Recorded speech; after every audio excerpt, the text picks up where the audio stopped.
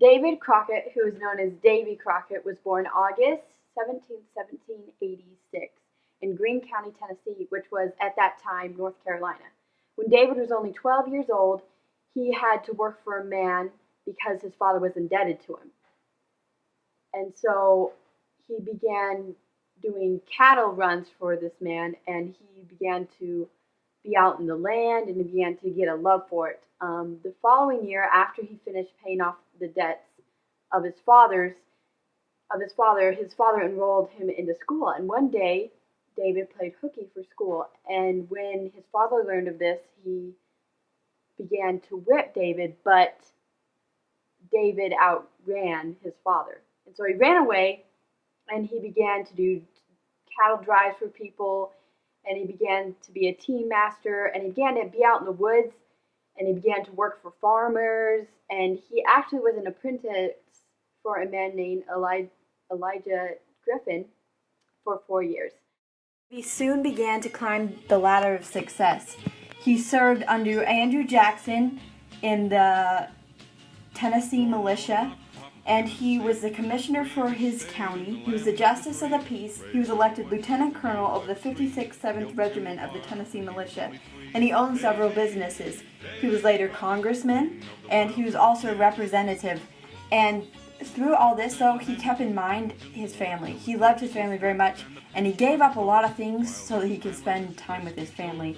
He also fought for the rights of the impoverished settlers. Since he had grown up, paying his father's debts, he understood that the settlers were suffering and they needed help. And so he also fought against the Indian Removal Act, even though it cost him a lot. It cost him his re-election to Congress, and this is a perfect example of how he stood up. I'm warning you, Crockett. Go in there and you're committing political suicide. What I think about your kind of politics.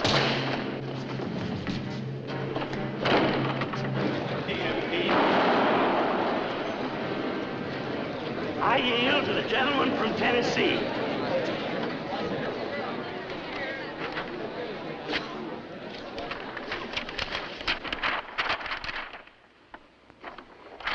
Mr. Speaker, fellow members of the Congress of these United States, I've stood before you a good many times in fights and fun, and we've had a laugh or two for the good of the country and our own digestions. But you can fold up your grins and put them away, for you'll hear no jokes from Davy Crockett today. You have before you something called an Indian bill. I don't aim to keep you here much longer arguing about it. You've had enough of that already.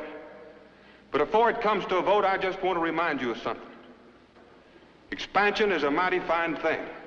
Sure, we gotta grow, but not at the expense of the things this country was founded to protect. The government's promises set out in the Indian treaties is as sacred as your own word. Expansion ain't no excuse for persecuting a whole part of our people because their skins is red and they're uneducated to our ways. And expansion ain't no excuse for taking Indian lands that was guaranteed to them. You wouldn't be doing the settlers no good voting for this bill. You'd only be making rich men out of the land grabbers and speculators that have been trying to get it passed. Now, just who are these scalawags? Well, one of them could be the president himself using this Congress for his own purpose. But I've known General Jackson for half of my born life, and I'm sure he's got nothing but the good of the country at heart. No, it's just a few thieving varmints hanging on by giving dinners and fancy parties, reaching for whatever they can get a hold of. But they're no count lot about as natural as flies around a molasses barrel. The real scallywags in this here capital of the brave and free is us, you and me. And I'm the worst of the lot. Reckon I've missed as many sessions as any of you, out shooting my mouth off when I should have been here tending to business. It's nobody's fault but our own if a bill like this gets passed. We got a responsibility to this strapping, fun-loving, britches-busting young bar cub of a country. We got a responsibility to help it grow into the kind of nation the good Lord meant it to be.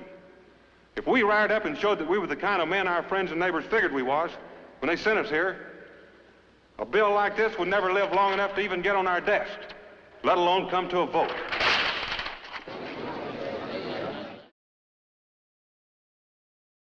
Davy Crockett was not reelected after that speech.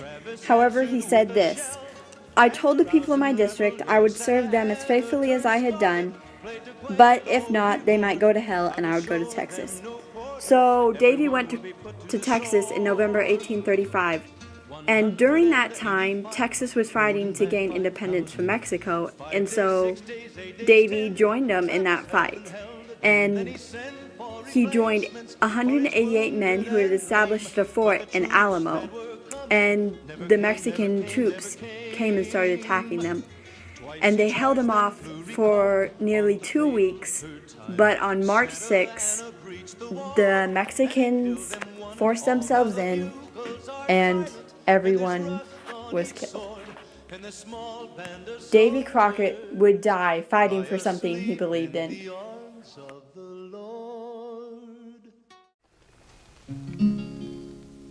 Farewell to the mountains whose mazes to me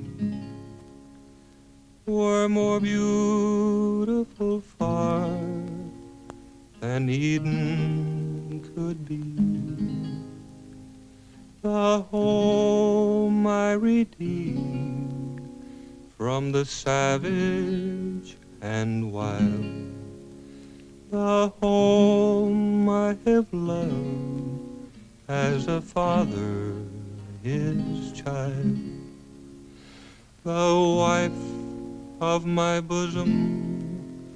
Farewell to ye all in the land of the stranger. I rise or I